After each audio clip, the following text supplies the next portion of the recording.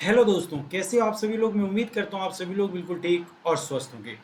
तो आज मैं आप सभी लोगों के लिए जनरल साइंस से मोस्ट इंपॉर्टेंट क्वेश्चन लेकर के आया हूँ जो आपके एग्जाम में डेफिनेटली आएंगे।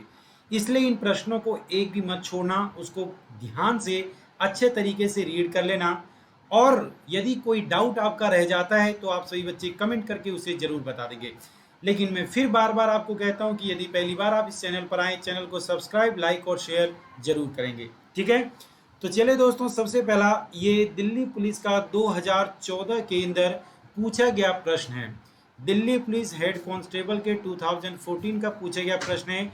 और डेफिनेटली एग्जाम में इन प्रश्नों में से 50% प्रश्न आपके एग्जाम में रिपीट होंगे। इस बात को ध्यान से सुन लो सही बच्चे। ये लो भाई, सबसे पहला क्वेश्चन आपके सामने स्क्रीन पर हाजिर है।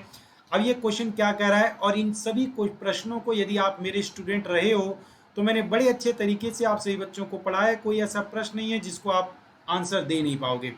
तो सबसे पहला ये फिजिक्स का क्वेश्चन है, कहता है when a moving bus suddenly is applied brake the passing through the sitting in it fall the towards direction. Hindi में इसको ट्रांसलेट कर दे रहा हूँ कि अचानक से जब कोई भी गाड़ी चलना प्रारंभ कर देती है तो सीट पर बैठे सभी यात्री पीछे की ओर गिर जाते हैं। ये कौन सा लॉ है? तो इसी आप सभी बच्चों को मैंने बताया था, ये गैलीलियो का दिया गया लॉ है। किसका? गैलीलियो का। और गैलीलियो ने इस लॉ को नाम दिया था लॉ ऑफ इनर्शिया। इसे नाम दिया था जड़त्व का नियम। किसका नियम? जड़त्व का नियम। और मैंने आप सभी बच्चों को बताया था कि जड़त्व के नियम को गति का प्रथम नियम भी कहते हैं, इसे फर्स्ट लॉ ऑफ मोशन भी कहते हैं। तो थ्योरी ऑफ रिलेटिविटी तो एल्बर्ट आइंस्टीन ने दी है, तो ये गलत है। और ये तीनों के तीनों लॉ हमारे न्यूटन्स ने दिए। बट इसका जो सबसे पहला हमारा first law of motion is also called law of inertia. तो ऑप्शन सेकंड इसका आंसर जो है वो बिल्कुल सही रहेगा। नेक्स्ट क्वेश्चन है, which one amongst the following is not a source of renewable energy. इनमें से कौन सा ऐसा ऊर्जा जो है जो नॉन रिन्यूएबल नहीं है? रिन्यूएबल का मतलब जिसे बोलते हैं अनवीकरणीय। अनवीकरणीय इसे बोलते हैं। अनवीकरणीय का मतलब होता है जिसको फिर दोबारा से बनाया नहीं जा सकता है, ऐसी एनर्जी जिसको प्रोड्यूस दोबारा नहीं किया जा सकता। अनवीकरणीय, अनवीकरणीय ऊर्जा।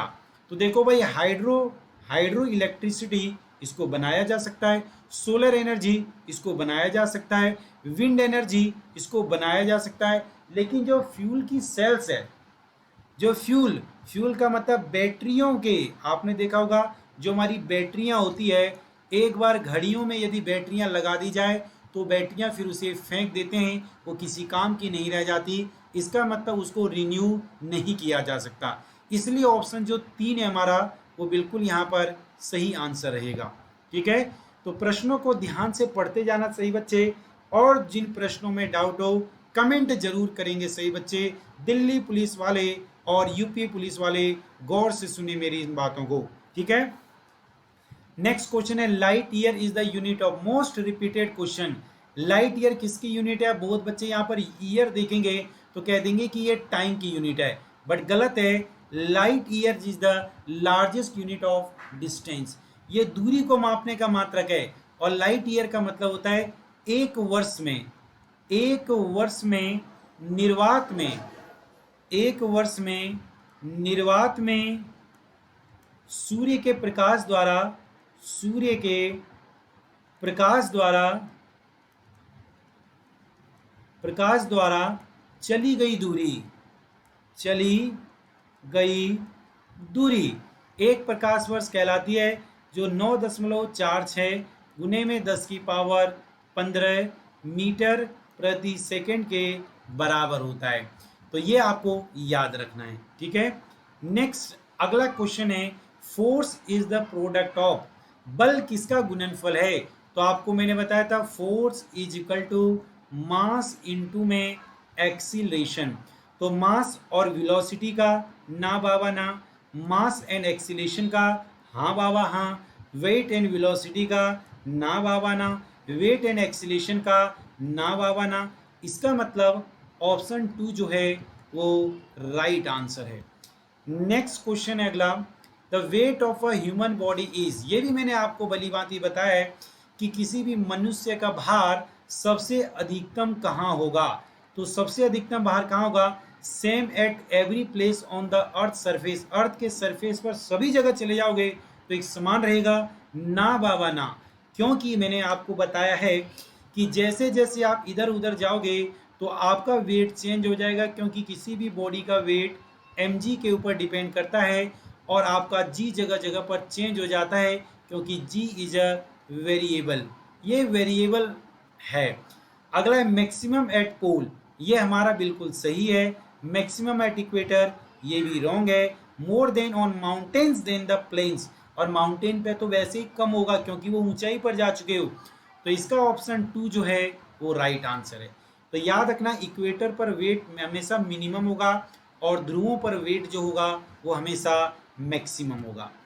नेक्स्ट क्वेश्चन, ये भी मोस्ट इंपॉर्टेंट, एग्जाम में बार बार रिपीटेड पूछा जाने वाला प्रश्न है कि वाटर की डेंसिटी, पानी का घनत्व किस तापमान पर अधिकतम होता है? तो पानी का घनत्व जिस तापमान पर अधिकतम होता है दोस्तों, वो टेम्परेचर है 4 डिग्री सेल्सियस। बट आपको मैं बता दूं, डेंसिटी का फार्मूला होता है मास अपॉन में वॉल्यूम, डेंसिटी ज़्यादा तो वॉल्यूम कम। तो यदि यहाँ पर डेंसिटी है सबसे ज़्यादा तो इसका मतलब वॉल्यूम होगा सबसे कम, वॉल्यूम होगा सबसे कम, इस बात की भी आपको याद रखना है। Next question, X rays was invented by, X rays की खोज किसने की है? तो एक्सरेज की खोज विलियम रोंटजन नामक वैज्ञानिक ने की है और इसे इसकी खोज के लिए 1901 में नोबेल के पुरस्कार से सम्मानित किया गया है। किसके? नोबेल पुरस्कार से सम्मानित किया गया है। किसको? तो याद रखना विलियम रोंटजन को। Next question, which one amongst the following is would expand the most on being heated, इनको गर्म करने से कौन सी ऐसी चीज़ है जो सबसे ज़्यादा फैलेगी? एक्सपेंड का मतलब होता है फैलना। अब सबसे ज़्यादा वो ही फैलेगी जिसकी काइनेटिक एनर्जी सबसे ज़्यादा बढ़ेगी इसके अंदर। तो वाटर जो है वो लिक्विड है, और याद रखना अल्कोहल भी जो है वो लिक्विड है, और ग्लास, ग्लास जो है वो सॉलिड है। तो इसमें सबसे ज़्यादा जो फैलेगी वो हमारा गैस होगा। क्या होगा? हमारा गैस।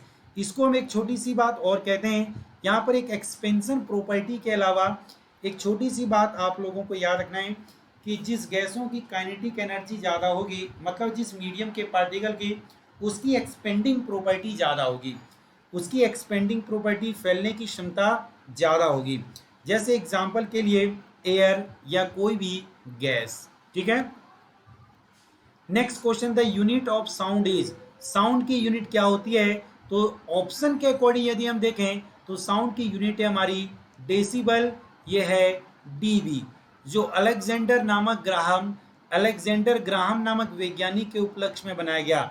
एक बेल में 10 डेसिबल होता है, ये भी आपको याद रख लेना है। नेक्स्ट क्वेश्चन है, ultrasonic wave has its frequency, ultrasonic wave की फ्रीक्वेंसी, इसे हिंदी में बोलते हैं प्राश्रव्य तरंगों, या प्राश्रव्य जो तरंगे होती है वो कितनी आवृत्ति वाली होती है? तो लेस देन 20 हर्ट्ज, 20 हर्ट्ज से कम को बोलते हैं अवश्रव्य ध्वनि, जो मानव के कानों को सुनाई नहीं देती। More than 20 and less than 20 hertz, इसको बोलते हैं श्रव्य ध्वनि, जो मानव की कानों को सुनाई दे जाती है।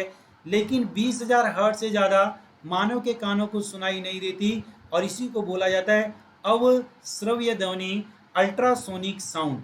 तो इसका ऑप्शन 4 जो है वो बिल्कुल सही आंसर रहेगा।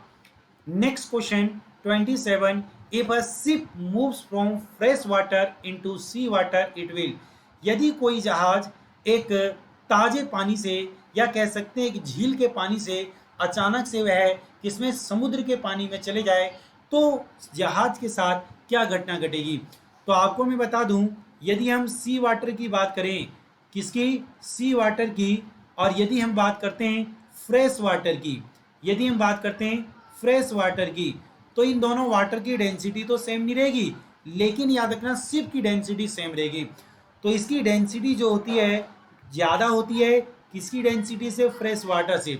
और जिसकी डेंसिटी ज़्यादा होगी उसके अंदर सिंक वो ज़्यादा करेगी, इसके अंदर सिंक यानी थोड़ी सी वो डूब ज़्यादा जाएगी, और यहाँ पर जो सिंक करेगी वो थोड़ी सी कम सिंक करेगी, थोड़ी सी यहाँ पर वो ज़्यादा डूबेगी, थोड़ी सी यहाँ मैं लिख देता हूँ, थोड़ी सी अधिक डूबेगी इसकी तुलना में। तो इसका आंसर आएगा सिंक अ लिटिल बिट, थोड़ा सा ये डूब जाएगा, सिंक अ लिटिल बिट।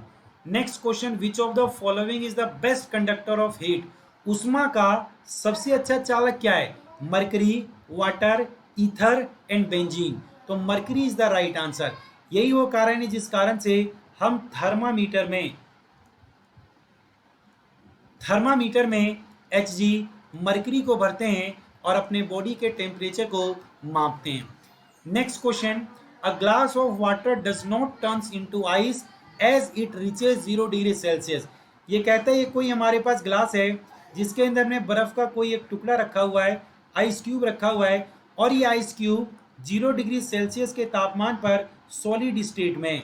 बिल्कुल सही, क्योंकि इस आइस को मेल्ट होने के लिए, इसको पिघलने के लिए कितना माइनस टेम्परेचर पर जाना पड़ेगा, पिघलने के लिए नेगेटिव टेम्परेचर में जाना पड़ेगा, और पॉजिटिव टेम्परेचर में 0 डिग्री सेल्सियस पर ये लिक्विड स्टेट से सॉलिड स्टेट से कभी भी पिघलेगा नहीं, लिक्विड स्टेट में नहीं बदलेगा।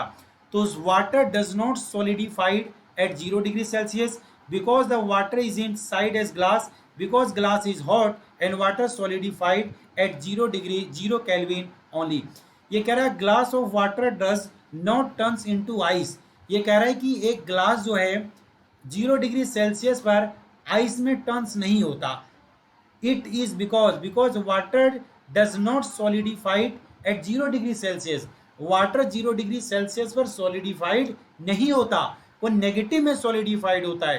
तो इसका ऑप्शन ए जो है वो अति उत्तम आंसर रहेगा। Who was the inventor of atomic theory?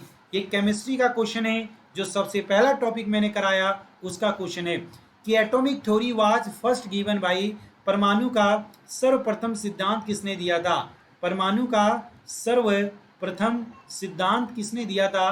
तो ऐसा हो नहीं सकता कि जो मेरा स्टूडेंट होगा उसे ये बात पता नहीं होगी।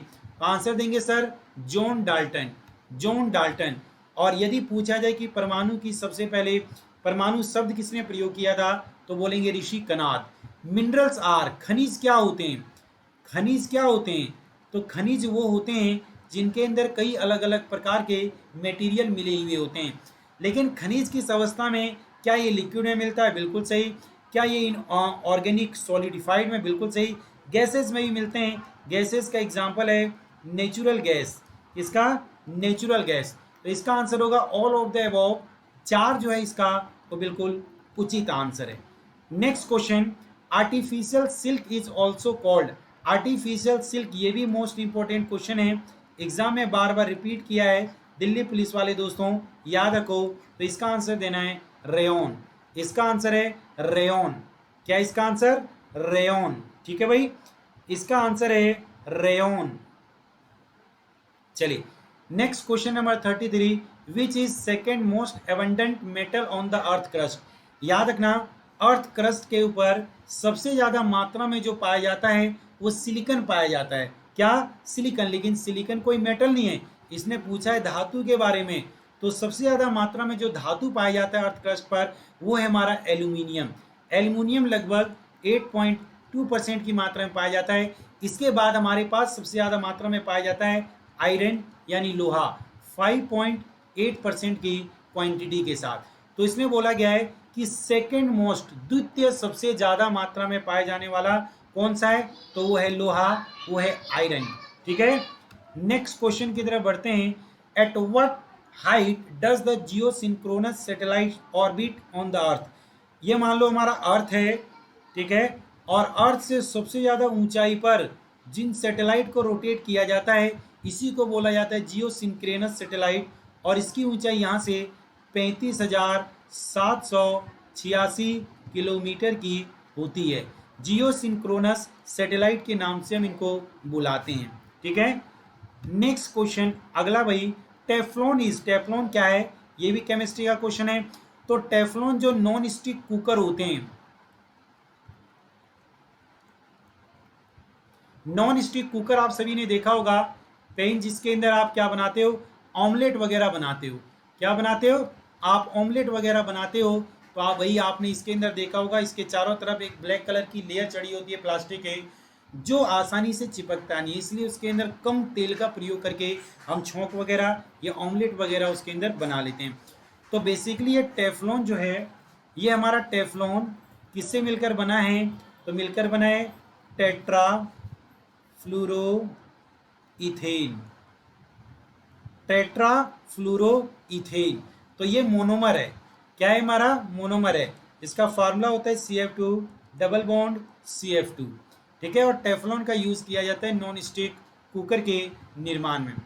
Next question, the longest bone of the human body is, biology का एक क्वेश्चन है और ये बार बार रिपीट किया जाता है, दिल्ली पुलिस वाले खास तौर का ध्यान रखना, और SSC के एग्जाम में भी ये क्वेश्चन रिपीट किया गया है कई बार।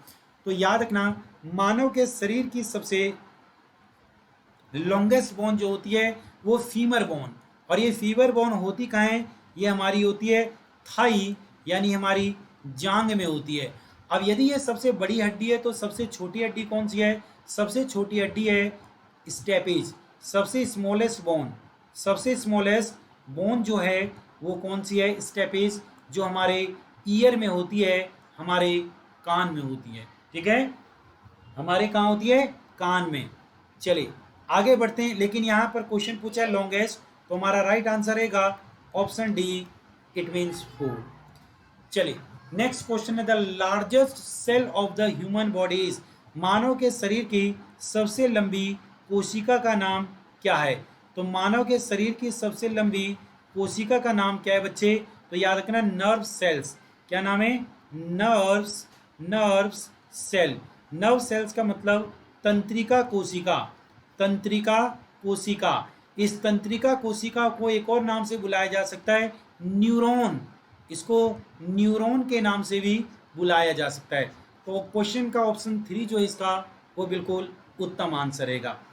Next question, through which of the following organs maximum nutrients nutrition element in the body are absorb. ये कहता है कि हमारे शरीर का वो कौन सा अंग है जो सबसे ज़्यादा न्यूट्रिशन को एब्जॉर्ब करता है, mouth, largest intestine, small intestine and abdomen.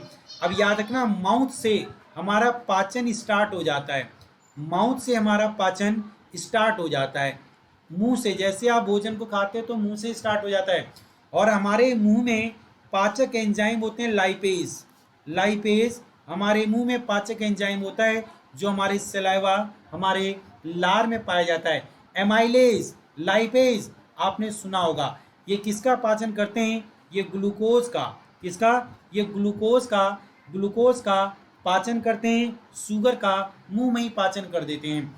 तो इसका मतलब मुंह से पाचन की प्रक्रिया चालू हो जाती है, लेकिन ऐसा माना जाता है कि इसके बाद जाता है स्मॉल इंटेस्टाइन में, और स्मॉल इंटेस्टाइन में ऐसा माना जाता है 70 से 80%, 70 से 70 to 80% पाचन जो होता है वो हमारी स्मॉल इंटेस्टाइन के अंदर हो जाता है।